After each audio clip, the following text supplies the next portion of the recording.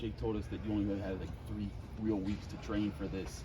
What was that experience like, knowing that this was like your big chance to show everybody, hey, this is what I got?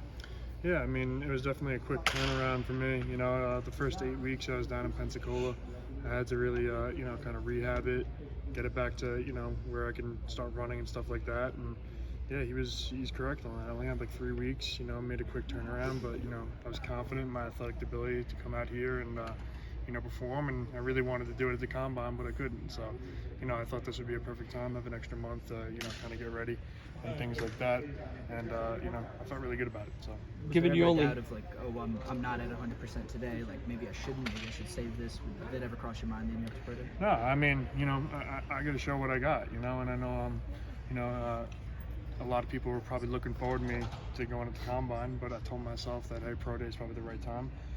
And yeah, I mean, it never really crossed my mind whether I was gonna, not perform. No, I knew I was gonna come out here and do something, whether it was just position drills or bench or whatever. So, I wanted to perform for everybody. Is your foot 100% or close to it? I don't think it's 100% yet. It's still very stiff. Still needs a little bit to go.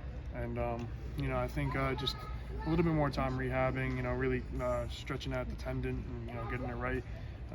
It's a pretty serious. I like to think it's a pretty serious injury. Like as much as a toe is kind of insignificant, it plays a big role, and it's hard to get back, especially on your big toe. So, it's feeling kind of like 85-90%. I felt good enough to come out in here and do drills today. What did you feel about your performance today? I feel like it could have been better for sure. I'm always achieving to go better. Like that's kind of the guy I am. Whenever I have a great game, I want it to be better. Whenever I have a bad game, I want it to be better. So like, I felt like I'm not 100%. Maybe I started off a little slow with the run blocking or whatever.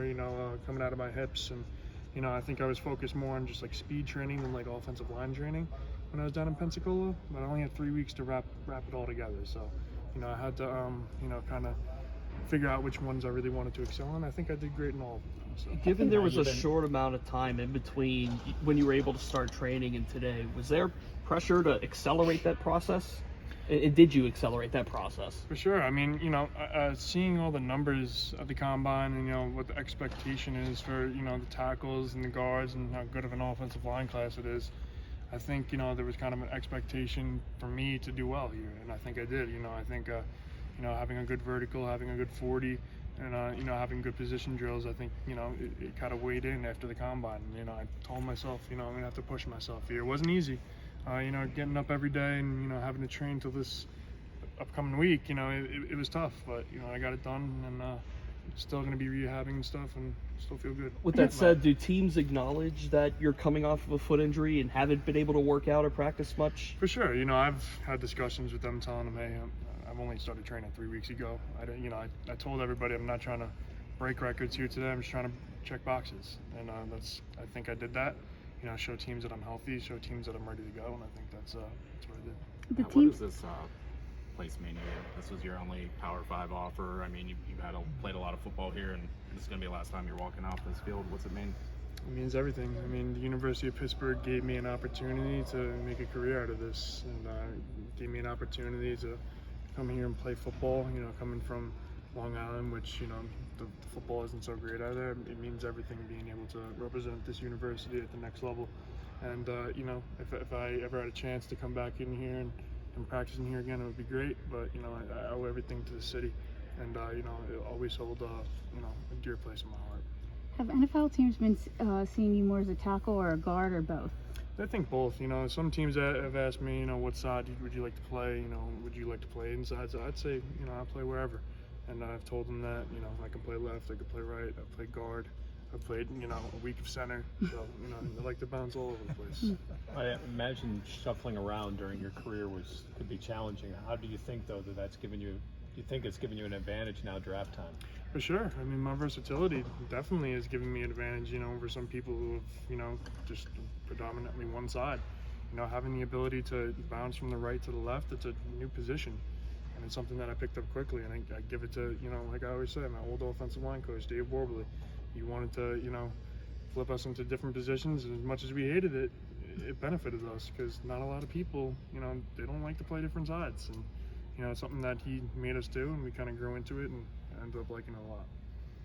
How important is your relationship with Jake just throughout your injury and also throughout the draft process now? It's been, it's extremely important to, I know that I've had a tremendous amount of recognition, but for my recognition to, come back and benefit him in this process as well, with all these offensive line coaches coming to see how great of a player Jake Cradle is. He's under the radar, but he should be above the radar. He's a great player. He's a great person. And, whatever team gets him is going to get a player who gives it their all at all times. And, I think it's really important to keep those relationships kind of, bounded together. And we've been doing that over the past couple of days, kind of telling each other, let's go, let's do this and that. And like I said, he's under the radar right now, but I hope that, me bringing in these guys, he'll be above the radar now because he's a fantastic player. He's got, a lot of strain in him, and he's got a lot of football IQ, and he's just a great person. So. Well, while you were rehabbing your foot, how much strength training were you able to do for your upper body?